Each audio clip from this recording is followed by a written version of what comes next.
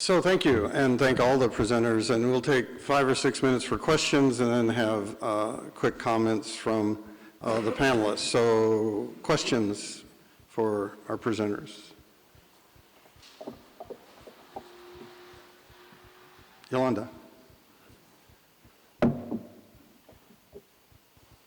I've taken so many notes that I don't know where to start. I'm not very familiar with the production part.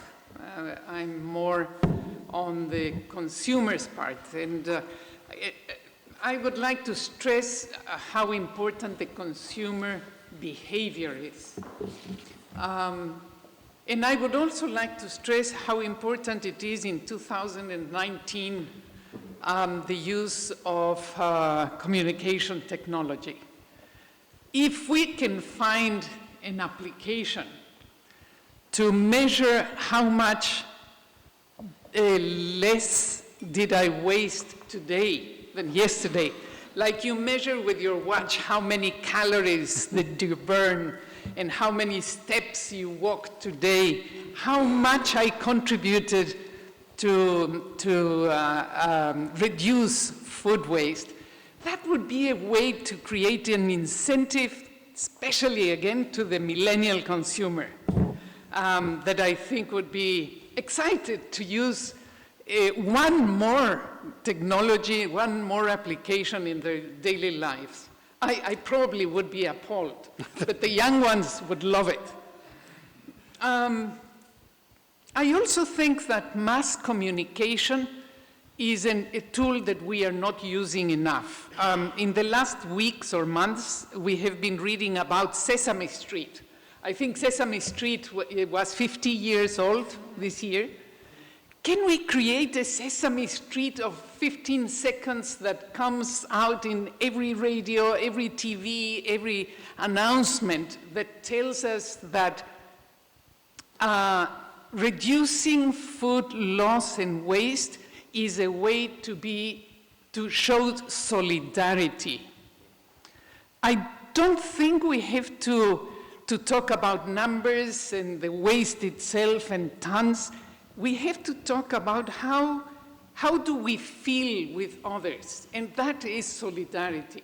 And we are not talking about that human behavior, that part, which is different than charity.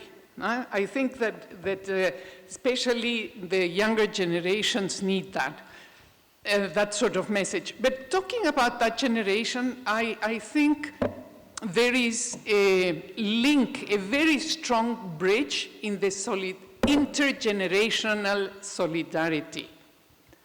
And the moment you listen to parents and children telling their parents of how much change they would like to see in daily behavior, that has an impact in the adult generation. And I was surprised, appalled, sad to see that food waste in the South is as bad as in the North. And we have to accept that. It has become a common behavior to eat and throw away what you don't consume at the end of the day.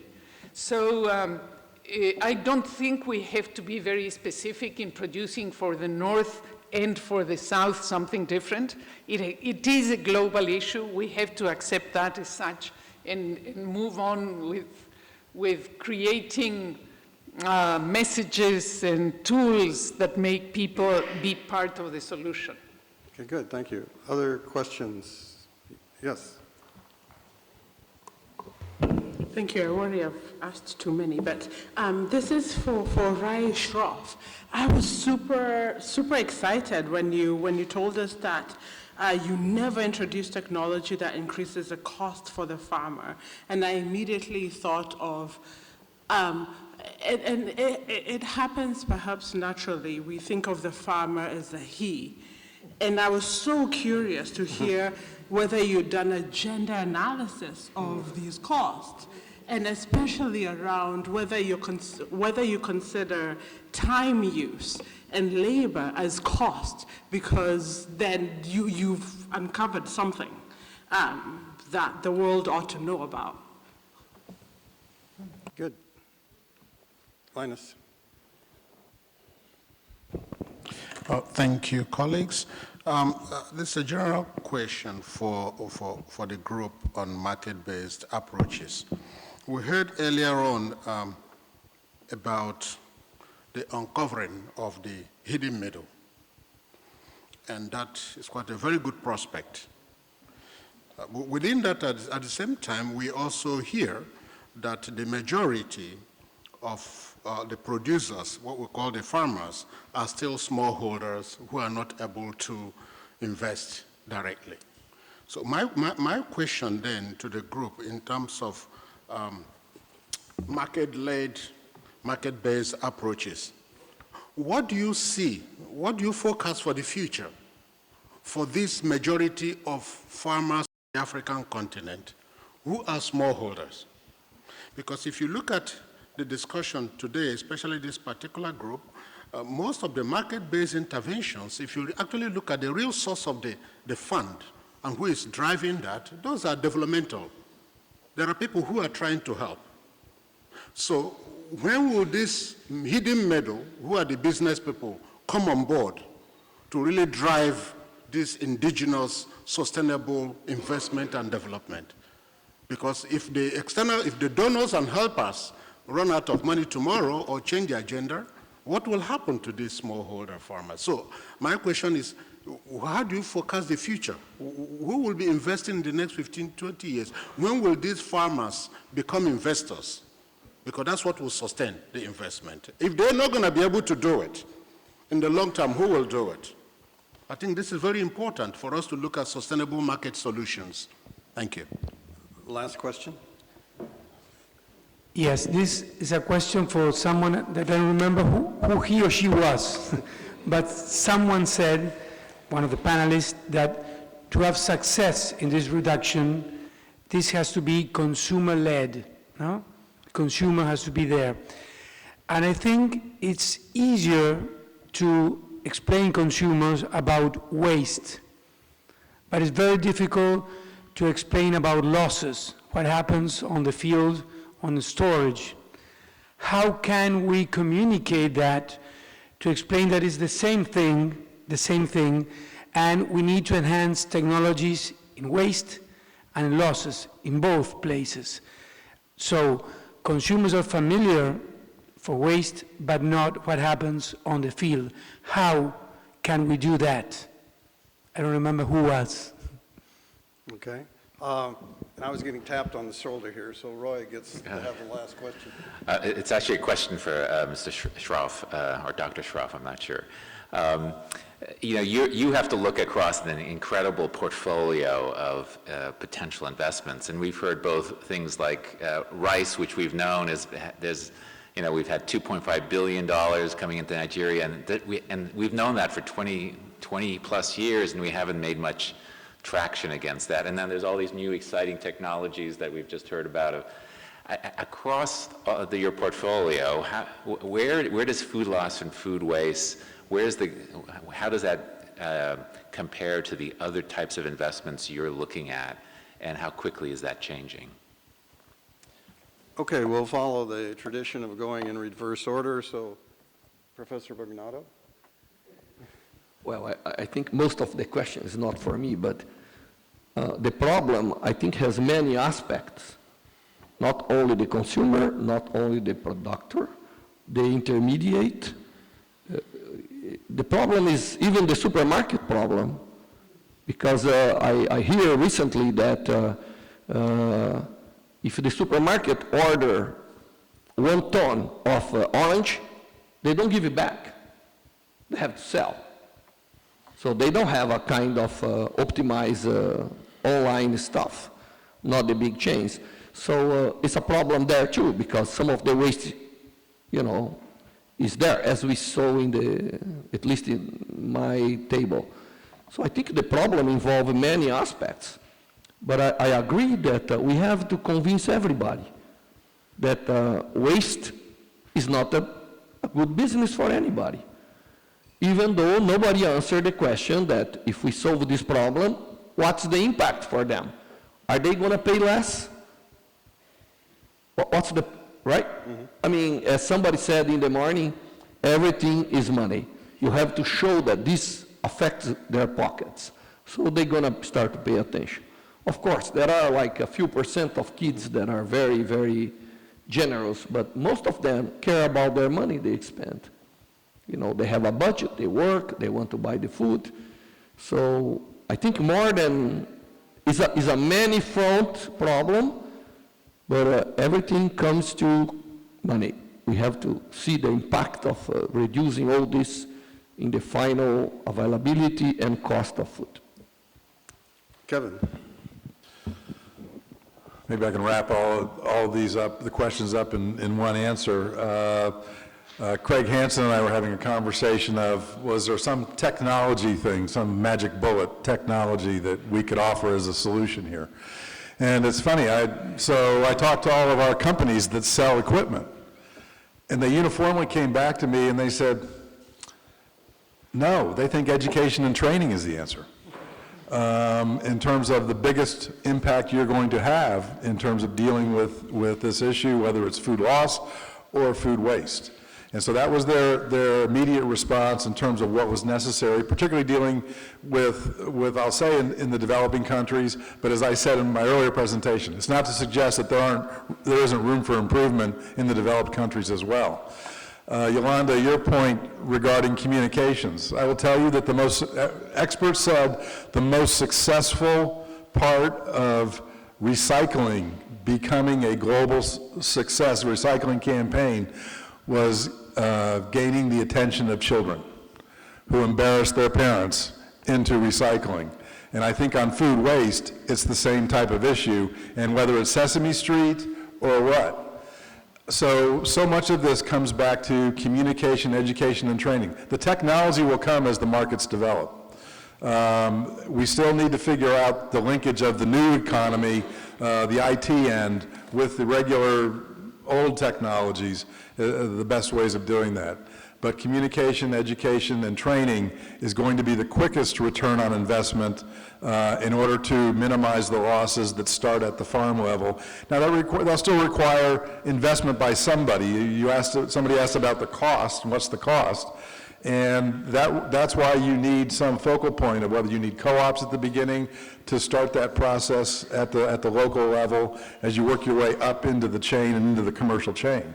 And then once that is part of the educational process for the farmer, who then becomes the agribusiness man or woman. And so I think those are the things that we need to be focused on. And I'll reiterate once again, I've said it twice now, that part of that also is there are so many people involved in this message right now that we don't have a focal point. And that is what's one of the things that's critical to getting a handle on that and starting on the road to progress. Okay. Jay, you had a couple specific questions to respond to? Answer them, yeah. So, you go to a school today in a city and ask kids, where does food come from? And most likely they'll say supermarket. People have forgotten where it comes from. And we tried to create a campaign to communicate that.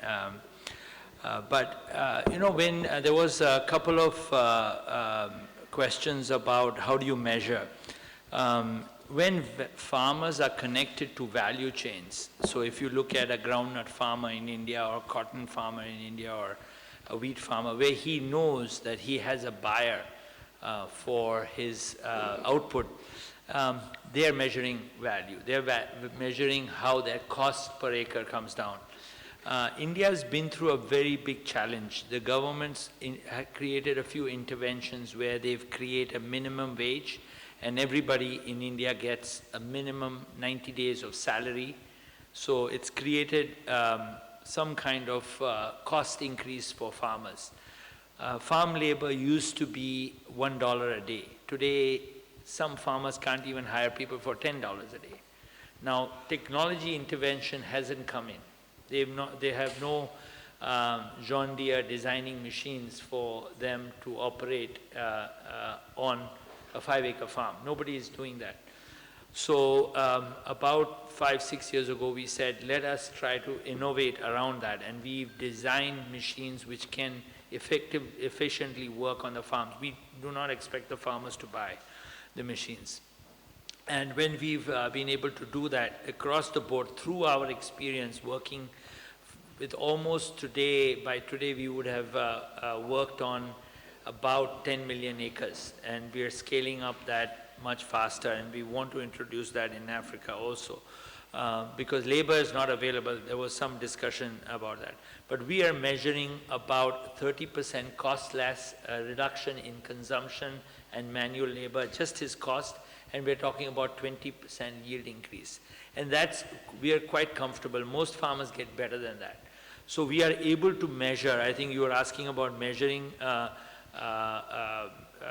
the performance of technology. Yeah, we measure that, and in our water conservation technology, sugarcane farmers irrigate their farm once in 5 days. We're talking about 2 weeks to 3 weeks of irrigation. So they're reducing huge energy consumption. Even if water is free in India, they're reducing water requirement. Also, what happens when you flood irrigate a farm, you're losing nutrition.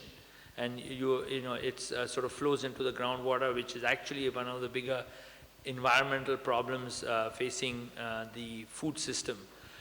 And that also reduces. Coating our product on fertilizer reduces groundwater leaching by 70%, and also reduces 30% consumption of straight urea. So all these things are completely measurable, and we measure that, and we see the value, and that's how we go and we are able to confidently go and tell the farmer, please use this, your life will start changing. And there was, so this is something which we do. I don't know what other question I missed. Priority-wise, I find that, to be really honest, is we've tried a lot to bring different technologies. We were working very hard teaching farmers in Zambia how to grow rice. Very interested. You were talking about women. The men were at the meeting, but as soon as we were leaving, the women came and said, we were getting them a thresher, one for the farm, and they said, can we have it on our farm? And the problem is, the minute the production goes beyond their internal consumption, and if they're not connected to value chains, that's a big disappointment for them. That's a completely heartbreaking moment where they produce well, they've got a fantastic yield, but their income actually dropped because they've invested and they're getting no return. But where they are connected to value chains, we find it much easier to bring technology there. I think farmers across the world are going through margin squeeze. Some value chains are good, but most farmers across, and I don't think that's going to change in the near future. So interventions around companies like us are going to offer packages. Then they're going to offer insurance. They're going to offer some kind of weather-related risk instruments. And then we will be able to sort of give them some more cover, because that doesn't happen through government intervention. So once a farmer is on a value chain basis, our commitment to him and his commitment to us increases, and then we can start offering. I think there was a lot of discussion about technology. We use satellites. We are actually in South Africa able to predict approximate yield within 30 days of planting using drones. And we are giving that data to the farmers, and they actually, organized farmers are willing to pay for that. We wanted to offer it free, but we like the fact that they pay for it because we know that they value that service. So there's a lot of exciting things happening, and for a corporate like us, when we get adoption and we see the results and we see the life of the farmers improving, it drives excitement within our organizations, and we can sort of scale up. Okay, well, thank you, and thank you to all the panelists. Let's give them a little applause.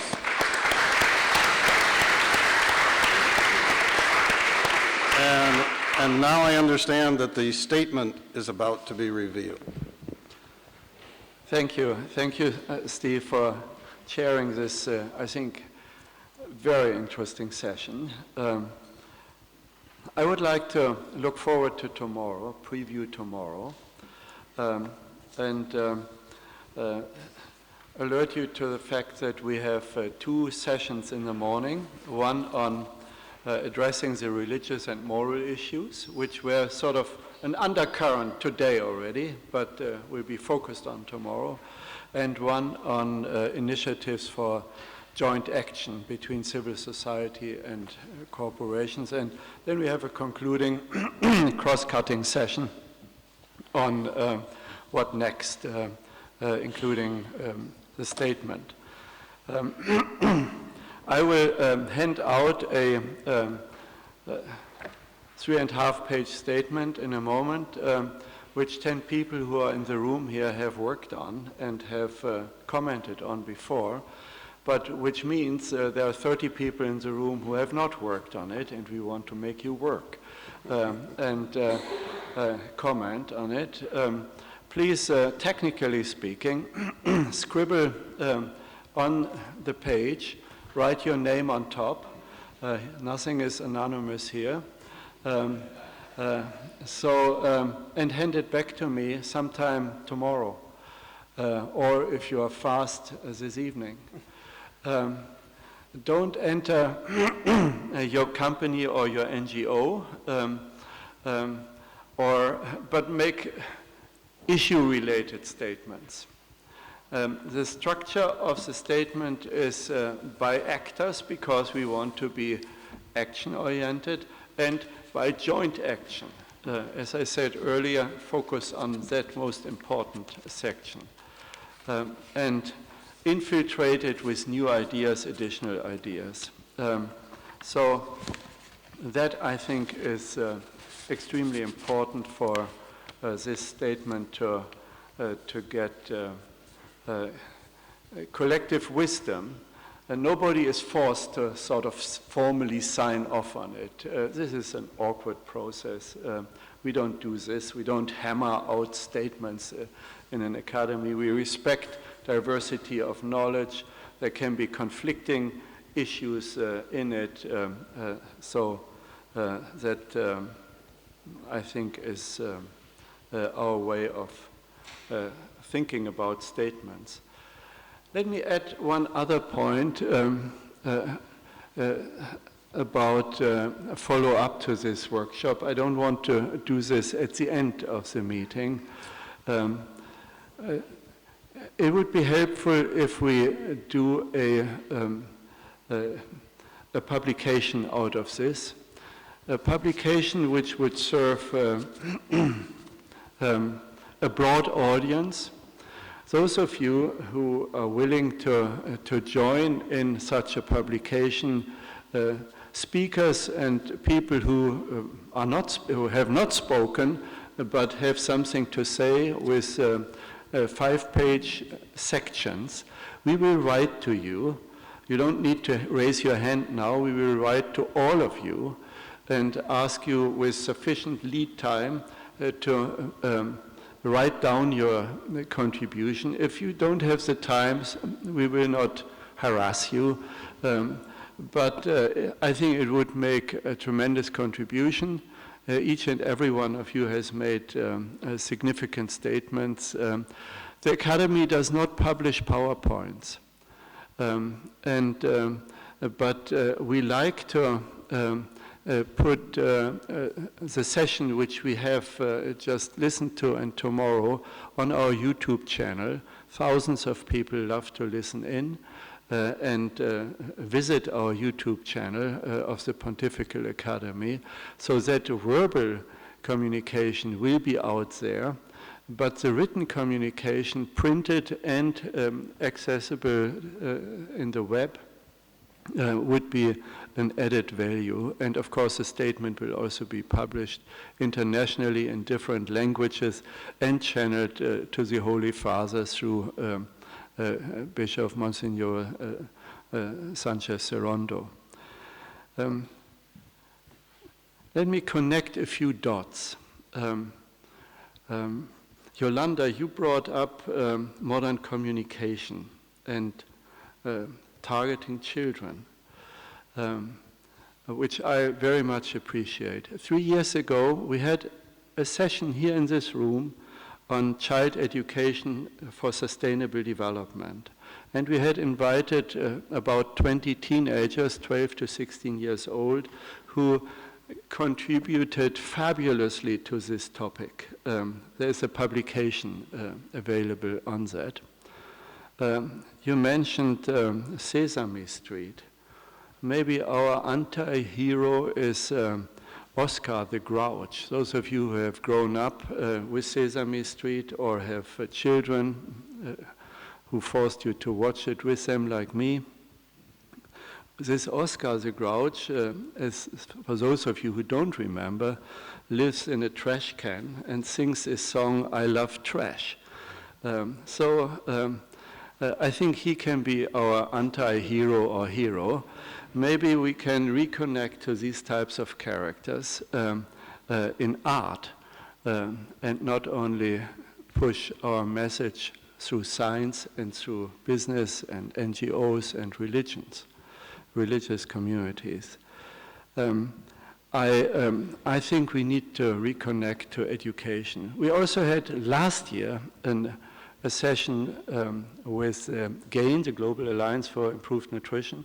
And Saul, I'm happy how strongly the whole food safety and healthy diet issues have come back in this meeting. So the Academy is eager to move forward from what we have already done and link back to the things which many of you have brought up today.